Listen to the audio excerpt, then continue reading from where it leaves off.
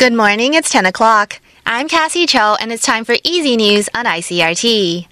In local news, the Central Election Commission has published the schedule and rules governing the nationwide local elections in November.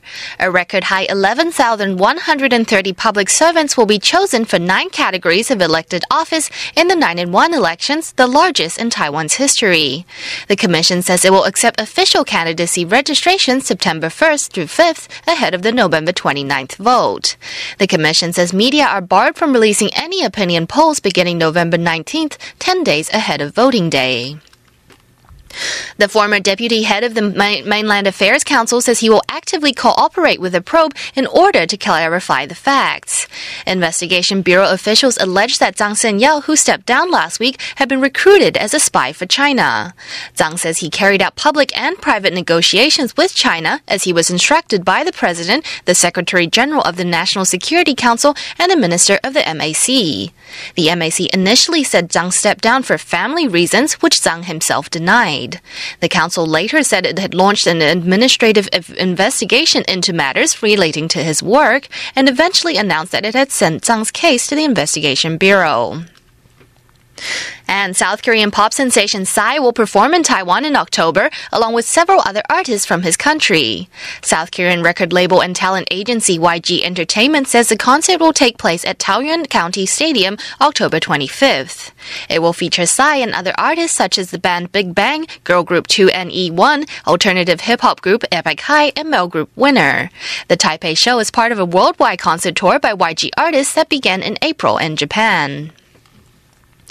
Turning now to international news, UN diplomats say with Egyptian efforts to end the Gaza war collapsing, the United States, Britain, France, and Germany are discussing a possible Security Council resolution calling for a sustainable ceasefire and an international monitoring mission to ensure its implementation.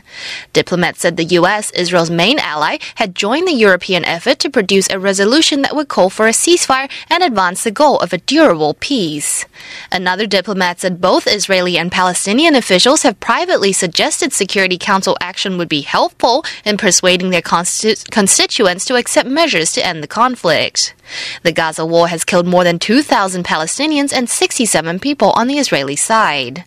Diplomats said the resolutions would include opening up Gaza's borders and a return of the Palestinian Authority to the territory, which is now controlled by Hamas. It would also include security assurances for the Israelis, including ways to prevent Hamas from acquiring more arms and building more tunnels. The resolution would incorporate a European Union offer to take charge of Gaza's border crossings. Over in the U.S., the Missouri governor has ordered the National Guard to begin withdrawing from Ferguson, where nightly scenes of unrest have erupted since a white police officer fatally shot an unarmed black 18-year-old. And government officials have handed out bags of rice and sachets of drinking water to residents of an impoverished slum in Liberia's capital, where tens of thousands of people have been barricaded in an effort to stop the spread of Ebola. International aid workers warned that more help was needed as the country battles not only the virulent disease, but also hunger, as travel restrictions have blocked food from getting to parts of the seaside capital. Hundreds of residents lined up to receive government provisions in West Point, a day after authorities enforced a blockade of the area that kept market traders from entering or leaving. Finally, taking a look at the weather across Taiwan for the rest of the afternoon. According to the Central Weather Bureau, we can expect mostly clear skies all across the island, with a high of 36 in the north, 34 in the center, and 33 in the south. Currently, it is 32 in Taipei, 31 in Taichung, and 31 in Kaohsiung.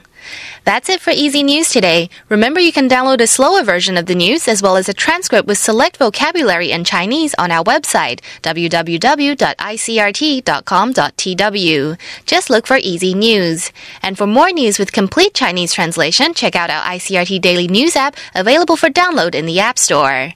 Enjoy the rest of your morning. I'm Cassie Chow.